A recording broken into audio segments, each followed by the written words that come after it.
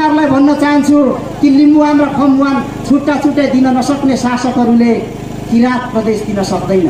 किराँत प्रदेश दियो भने किराँती समुदायको मेजोरिटी हुन्छ र हामी कहिले पनि उठ्न सक्दैनौँ भन्ने जानेर पनि दिन सक्दैन। म एउटा घोषणा गर्न चाहन्छु कि केपी ओलीले आफ्नो शिर काटेर हामीलाई अगाडि राखिदिन सक्दछ, तर किराँत प्रदेश दिन सक्दैनौँ। यो रियालिटी कुरा हो, यो यथार्थ कुरा हो। किनभने किराँत भनेको लिम्बुवान भन्दा पनि खम्बुवान भन्दा पनि उहाँहरूलाई डेन्जर लाग्छ। किराँत समुदायहरूको यहाँनिर मेजोरिटी हुन्छ, उहाँहरूको भोट सङ्ख्या अगाडि बढ्छ भन्ने हिसाबले गर्दाखेरि उहाँहरू यो पक्षमा हुनुहुन्न। खालि तपाईँ हामीलाई फुटाउने, जुदाउने, हामीलाई लडाउने अनि त्यसमाथि शासन गर्ने उहाँहरू त्यो फुलमा के कुरा राख्न चाहन्छु भने अहिले हाम्रो देश नेपालमा भाषण सुन्ने माहौल छैन। हाम्रो देश नेपालमा नेताप्रति विश्वास गर्ने माहौल छैन। नेताहरूले भाषण गर्दाखेरि जनताहरूले नाक खुम्च्याउँछन्, नेताहरूले मिठो कुरा गर्दाखेरि जनताहरू चाहिँ मुन्टो तल चाहिँ भुइँतिर हेरेर बस्छन्। किन यस्तो भयो होला? जनताहरूले नेताको भाषण सुन्न रुचाउनु पर्ने हो, जनताहरूले नेताको भाषण सुन्न मन पराउनु पर्ने हो। तर आज नेपाली जनताहरू राजनीति भनेपछि अवाक छन्। नेपाली जनताहरू राजनीतिप्रति चासै राख्दैनन्। किन त्यस्तो भइरहेको छ? देशमा भनाइ छ संसारका चाहिँ राजनीतिक शास्त्रीहरूले, राजनीतिक शास्त्रमा अध्ययन गर्ने विद्यार्थीहरूले पढ्नुपर्छ र राजनीतिमा एउटा भनाइ छ जुन देशका नागरिकहरूले, जुन देशका युवाहरूले राजनीति गर्न मन पराउँदैनन्, राजनीतिप्रति चासो दिँदैनन् कि त्यो देश मर्दैछ भनेर बुझ्नु पर्दछ। के हाम्रो देश मर्दैछ त आज? के हाम्रो देशलाई मर्न दिने हामीले? यदि जनताहरूले पार्टीप्रति, राजनीतिप्रति चासो र चिन्ता व्यक्त गर्दैनन् भने त्यो देश जरुर निकट भविष्यमा मर्दैछ भनेर बुझ्नु पर्दछ। किनभने देश निर्माण गर्ने, देश बनाउने भनेको राजनीतिले हो। जनताहरू किन राजनीतिप्रति चासो दिँदैनन् भन्दाखेरि मैले तपाईँको सामु आएर यहाँ उभिएर भन्दैछु, बोल्दैछु कि यस्तो मिठो भाषण, यस्तो गुलियो भाषण कतिले आए, कति गए, कतिले बोले, तपाईँलाई मिठो मिठो सपना देखाए, धेरै राम्रा राम्रा कुरा भने, आफ्नो झोला बकाएर पछि पछि हिँडाए, तर तपाईँको सपना उनले कहिले पुरा गर्न सकेन। यही ठाउँमा थुप्रै पार्टीहरू आए होलान्, थुप्रै नेताहरू आए होलान्, कति मिठो मिठो सपना बुने होला र तपाईँको चाहिँ बुढी औँलामा छाप लगाएर तपाईँले भोट दिएर पठाउनु भयो होला, तर त्यो नेता फर्केर कहिले आएन, तपाईँको सपना कहिले पुरा गरेन। त्यसैले नेपाली जनताहरू नेताले भनेको कुरा पुरा नगरेको हुनाले नेपाली जनताहरू आज राजनीतिप्रति वितृष्णामा छन् र राजनीति सुन्न लालाइ छैनन्। तर हामी भन्न चाहन्छौँ कि राजनीतिप्रति जुन देशका जनताहरूले चासो दिँदैनन् त्यो जरुर त्यो मुलुक मर्दैछ। त्यसैले हामी सचेत युवाहरूले, हामी सचेत यो पुस्ताले देश मर्न दिनु हुँदैन, देशलाई बचाउनु पर्दछ। समाज मर्न दिनु हुँदैन, समाज बचाउनु पर्दछ, समाजलाई जागरुक बनाउनु पर्दछ। त्यसको निम्ति तपाईँ हामीले आजैदेखि प्रण गरौँ, सङ्कल्प गरौँ कि हामीले राजनीतिप्रति चासो दिनै पर्छ। राजनीतिले नै हो मुलुक बनाउने। हेर्नुहोस्, हामीले धेरै युद्धहरू हेऱ्यौँ। हाम्रा बाजेहरूले राणाको विरुद्धमा लड्नुभयो, हाम्रा बुवाहरूले पञ्चायतको विरुद्धमा लड्नुभयो, हामीले पनि लड्यौँ पञ्चायतको विरुद्धमा। हामीले चाहिँ बहुदल ल्यायौँ, त्यसपछि 10 वर्षीय जनयुद्ध आयो, त्यसपछि फेरि ६२-६३ को आन्दोलन आयो, त्यसपछि हामीले संहिताको निम्ति लड्यौँ र हामीले दुई-दुईचोटि संविधान सभाको निर्वाचन गरेर संविधान पनि प्राप्त गर्यौँ। हामीले हाम्रो देश नेपालमा नयाँ संविधान त प्राप्त गर्यौँ, तर हामीले नाम मात्रको संविधान प्राप्त गर्यौँ।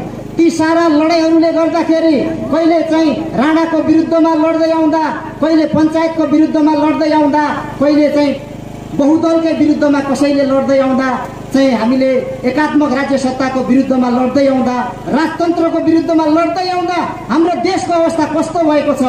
थाङ्ना थितुलो भएको छ, थाङठिलो भएको छ। हाम्रो देशलाई हामीले कतै छाम्न सकिँदैन। हाम्रो देशको कुनै अङ्गमा, कुनै भागमा, कुनै ठाउँमा पनि हाम्रो देश सग्लो छैन।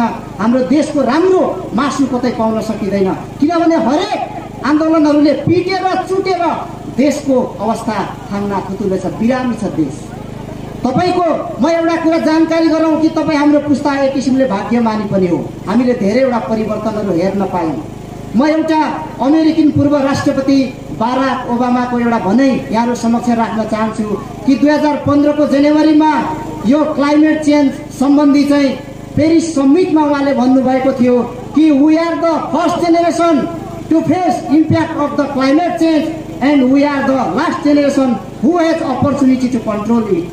हामी त्यो पहिलो पुस्ता हौं कि यो सबै व्यतिथिहरू भोग्नको निमित्त सहनको निमित्त हामी बाध्य भएका छौं र हामी त्यो अन्तिम पुस्ता हौं कि हामीले यो सुधार्न जरुरी छ, कि हामीले यसलाई यो चाहिँ चुनौतीलाई अवसरको रूपमा लिन जरुरी छ। हामीले यसलाई अवसरको रूपमा लिएन भने देश अझै बिग्रेर जान्छ। आज हेर्नुहोस् तथ्याङ्कले के देखाउँछ, देश बिग्रिएर हाम्रो देशमा रोजगारी नभएर शान्ति नभएर हाम्रा देशका युवाहरू, तपाईँ तथ्याङ्कले के भन्छ, 62 लाख नेपाली युवाहरू म जस्तै तरुणहरू, तपाईँ जस्तै तरुणहरू विदेशमा बेल्चा हानिराखेको अवस्था छ। यो मैले भनेको होइन, विश्वको तथ्याङ्कले देखाउँछ नेपाली 62 लाख युवाहरू विदेशमा काम गरिरहेका छन्। टोटल नेपालको जनसङ्ख्या कति हो भन्दाखेरि करिबन 3 करोड। 3 करोडमा 62 लाख कहाँ छन्, विदेशमा बेल्चा हानिराखेका छन्। यो अवस्था के हो? यो अवस्था किन आइरहेको छ? यसप्रति तपाईँ हामी गम्भीर हुने कि नहुने? त्यसैले गर्दाखेरि यो विदेशी नै प्रणालीलाई, विदेशी नै परम्पराहरूलाई हामीले रोकेर हाम्रो देशमा स्वरोजगार निर्माण गर्नको निमित्त हाम्रो लडाईँ हो, हाम्रो आन्दोलन हो। संघीय समाजवादी फोरम नेपालको लडाईँ यही हो। अब हेर्नुहोस् नेताहरूले के भन्छन्। हामीले अस्ति भोट दिँदाखेरि सुन्यौँ, हामीले काङ्ग्रेसमा पनि भोट दियौँ। काङ्ग्रेसमा किन भोट दियौँ? हामीले घरमै बसी घरमै खाइ काङ्ग्रेसलाई किन भोट दियौँ? काङ्ग्रेसले एउटा मिठो सपना बोकेको थियो कि तिम्रो अधिकार फर्काइदिन्छु, उहिलेदेखि गुमेको लिम्बुवान फर्काइदिन्छु, संविधान त तिमीलाई पनि नागरिक बनाउँछु भन्ने एउटा सपना बाँडेको थियो र काङ्ग्रेसलाई भोट दियौँ।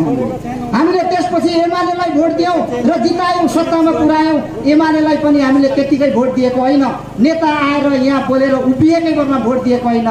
त्यो एमालेले पनि हाम्रो सपना बोकेको थियो, हाम्रो सपनालाई यहाँनिर प्रस्तुत गरेको थियो। त्यो हाम्रो सपना पनि त्यहाँनिर छ। उसले जित्यो भने हाम्रो सपनाहरू पुरा गर्नेछ, हाम्रो बाचाहरू पुरा गर्नेछ भनेर हामीले भोट दिए। त्यसपछि माओवादी आयो।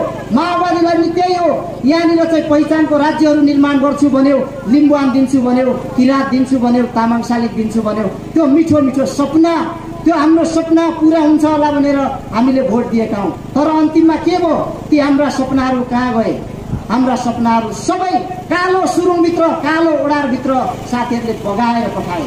त्यसैले गर्दाखेरि अब ती हाम्रा सपनाहरूलाई हेर्नुहोस् पुरा नगरेको हुँदाखेरि संघीय समाजवादी फोरम नेपालले अब त्यस्तो ढाँटको, छलको र अन्याय र अत्याचारको हामी राजनीति गर्न चाहँदैनौँ। हामी इमान्दार साथ भन्न चाहन्छौँ कि हामी अब जित्न चाहन्छौँ, जनतालाई जिताउन चाहन्छौँ। हेर्नुहोस् हिजो काङ्ग्रेसले जित्यो, जनता हार्यो। एमालेले जित्यो, जनता हार्यो। माओवादीले जित्यो, के भयो? फेरि जनता हार्यो। अहिले नेकपा भएर जितिरहेछ, फेरि जनता हारिराखेको छ। हेर्नुहोस् हामी भन्न चाहन्छौँ संघीय समाजवादी फोरम भोटमा हार्ला, चुनावमा हार्ला, तर हामी देशलाई हार्न दिन्नौँ। देश हार्ने बाटोतिर संघीय समाजवादी फोरम नेपालले कहिले पनि निर्णय गर्दैन।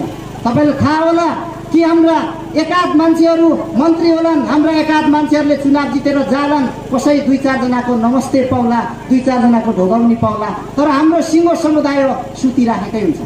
2-4 जनाको चाहिँ त्यो ओहदाले गर्दाखेरि, 2-4 वटा मन्त्री पदले गर्दाखेरि हामी हाम्रो अधिकारको विषय साट्न सक्दैनौँ, हाम्रो अधिकारको विषय हामी तिलाञ्जली दिन सक्दैनौँ। त्यसैले हामी कहाँ छौँ? संघीय समाजवादी फोरम नेपालमा छौँ।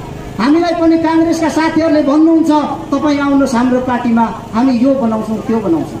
नेकपाका साथीहरूले पनि भन्नुहुन्छ हामीलाई तपाईँ जतिको मान्छे हाम्रो पार्टीमा आउनुभयो भने हामी त्यहाँ राख्छौँ, यहाँ राख्छौँ, यो बनाउँछौँ त्यो बनाउँछौँ। र हामीलाई पनि प्रश्न थाहा छ कि हामी काङ्ग्रेसमा जाँदा संसद हुन्छौँ अनि मन्त्री हुन्छौँ।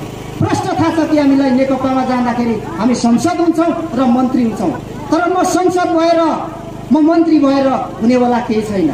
एउटा सुभाष नेमाङ मन्त्री भएको जस्तै हो, एउटा इन्द्रआङको मन्त्री भएको जस्तै हो। त्यो एउटा सुभाष नेमाङको मन्त्री पदले गर्दाखेरि सिङ्गो लिम्बुहरूमाथि ढाडमा टेकेर शासन गरिरहेको छ। त्यसैले हामी मन्त्री पदसँग हाम्रो अधिकार साट्न सक्दैनौँ। अहिले हेर्नुहोस् राजनीति कतातिर गइरहेको छ कि अहिले प्रदेश नम्बर 1 को नामाङ्कनको विषयमा खुब बहस चलिरहेको छ। यहाँनिर एउटा तपाईँ हामीलाई रमाइलो कुरा पनि छ। यसलाई धेरैले भने किराँत राख्नुपर्छ, कोहीले भनिरहेछन् कोशी राख्नुपर्छ, कोहीले भनिरहेछन् सगरमाथा, कोहीले लिम्बुवान भनिरहेछ, कोहीले लिम्बुवान किराँत भनिरहेछ। अनि हामी मख छौँ त्यसमा, त्यहाँ के भइरहेको छ त्यो हामीलाई थाहा छैन। सदनभित्र हुँदैछ चाहिँ के त त्यो हामीलाई थाहा छैन। नेताले टिभीमा बोलेको हामी विश्वास गर्छौँ, नेताले चाहिँ भाषणमा बोलेको विश्वास गर्छौँ, तर सदनभित्र वास्तवमै के भइरहेको छ भन्ने कुरा बुझ्न जरुरी छ।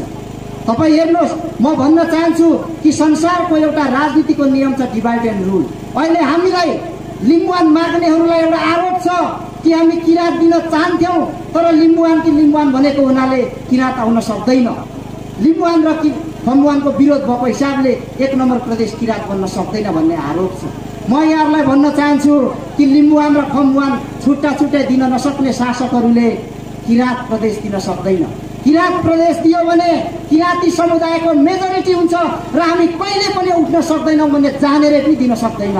म एउटा घोषणा गर्न चाहन्छु कि केपी ओलीले आफ्नो शिर काटेर हामीलाई अगाडि राखिदिन सक्दछ, तर किरात प्रदेश दिन सक्दैनौँ। यो रियालिटी कुरा हो, यो यथार्थ कुरा हो। किनभने किरात भनेको लिम्बुवान भन्दा पनि खम्बुवान भन्दा पनि उहाँहरूलाई डेन्जर लाग्छ। किरात समुदायहरूको यहाँनिर मेजोरिटी हुन्छ, उहाँहरूको भोट सङ्ख्या अगाडि बढ्छ भन्ने हिसाबले गर्दाखेरि उहाँहरू यो पक्षमा हुनुहुन्न।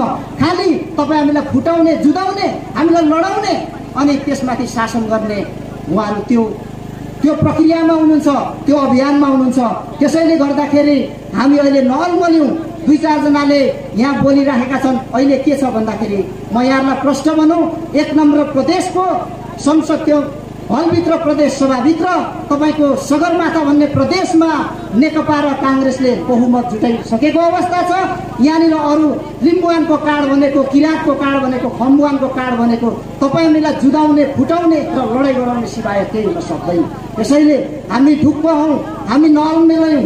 हामीलाई किरात र लिम्बुवानको पक्षमा यहाँनिर हामीलाई त्यो दिनेवाला छैन। सगरमाथा प्रदेशको नाममा उहाँहरू एकमत भइसकेको छ। हिजो अस्ति तपाईँले सुन्नुभयो होला कि चाहिँ शेरधन राईहरू प्रधानमन्त्रीकोमा किरात प्रदेश बनाउनु पर्यो भनेर बिन्ती पत्र चढाउनु जाँदाखेरि केपी ओलीले गाली गरेर पठाएको, हप्काएर पठाएको कुरा फेसबुकमा छ्यापछ्याप्ती थियो, मिडियाले लेखेकै थियो। यहाँहरू अहिले मिडियाको जमानामा यहाँहरूले पक्कै सुन्नुभयो होला, पढ्नुभयो होला भन्ने मलाई लाग्दछ। अब हेर्नुहोस्, म यहाँहरूलाई अन्तमा के भन्न चाहन्छु भने अहिले हाम्रो देश नेपालमा एउटा ज्यादै खतरनाक खेल सुरु भइरहेको छ। सङ्घीयतालाई डिरेल गर्ने, सङ्घीयतालाई समाप्त गर्ने। हामीले त भन्यौँ कि पहिचान सहितको सङ्घीयता चाहिन्छ, हामी पहिचान सहितको सङ्घीयता चाहन्छौँ। अन्तरिम संविधानको धारा 84 लेखेको थियो कि संविधान सभाले नै प्रदेशको नामाङ्कन र सीमाङ्कनको टुङ्गो लगाउने भनेर लेखेको थियो। तर अहिलेका छल कपट चाहिँ छट्टु स्यालहरूले त्यो गर्न दिएनन् हामीलाई, त्यो गरेनन्।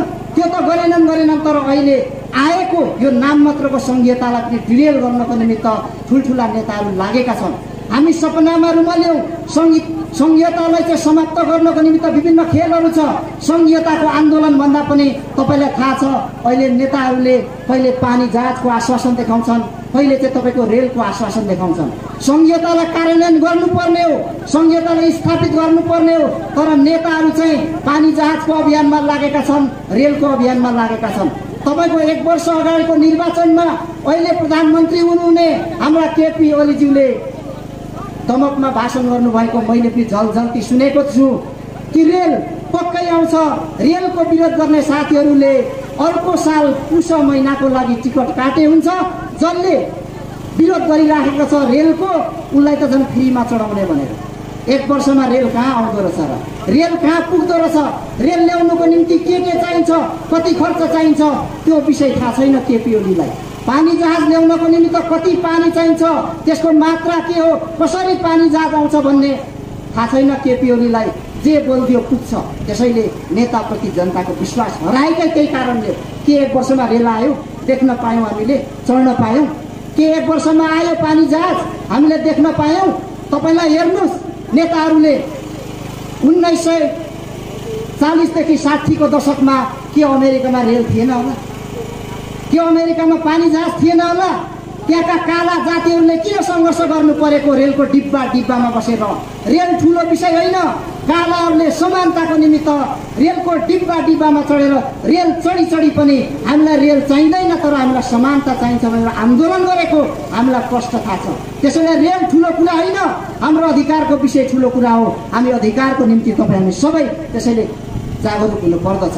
हेर्नुस् त्यति बेला भन्नुभएको थियो कि त्यति बेला काला जातिहरूको त्यहाँका कालाहरूको प्रतिनिधि गर्ने जुनियर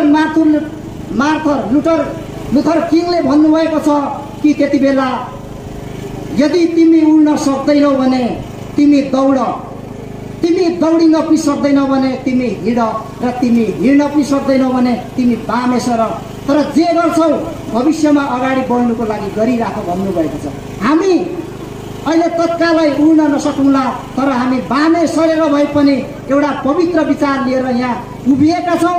र म यो यहाँलाई अनुरोध गर्न चाहन्छु, निवेदन गर्न चाहन्छु कि हामी सङ्घीय समाजवादी फोरम नेपाल माङसेबुङ गाउँपालिकामा तपाईँ हामीले स्थापित गरौँ। माङसेबुङ गाउँपालिकालाई सङ्घीय समाजवादीमय बनाऊ, माङसेबुङ गाउँपालिकालाई न्यायको गाउँपालिका बनाऊ। त्यसैले गर्दाखेरि सङ्घीय समाजवादी फोरम नेपाल माङसेबुङ गाउँपालिकामा अति आवश्यक छ।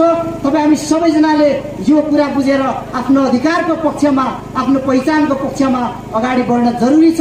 म यहाँहरूलाई अनुरोध गर्न चाहन्छु, मेरो घर पनि यहाँ नजिकै हो, मास्तिर खलङ्गेमा पर्छ। मेरो मतदाता लिस्ट पनि त्यहीँनिर छ, म मत पनि त्यहीँ खसाल्ने गर्छु। तपाईँ हामी एउटै गाउँको, एउटै ठाउँको। त्यसैले गर्दाखेरि मैले पनि के विचार गरेको छु भने अब माङसेबुङ गाउँपालिकालाई एउटा सङ्घीय समाजवादी फोरम नेपालले एउटा आधार इलाका बनाउनेछ र यहीँबाट एउटा चाहिँ पहिचानको लडाइँ सुरु गर्नेछ। मैले पनि सोचेको छु कि अब मैले यहाँ समय दिनु पर्दछ, गाउँ गाउँमा जानु पर्दछ, बुझाउनु पर्दछ। हाम्रो देशमा अन्याय बढेको छ, अत्याचार बढेको छ, भ्रष्टाचार बढेको छ।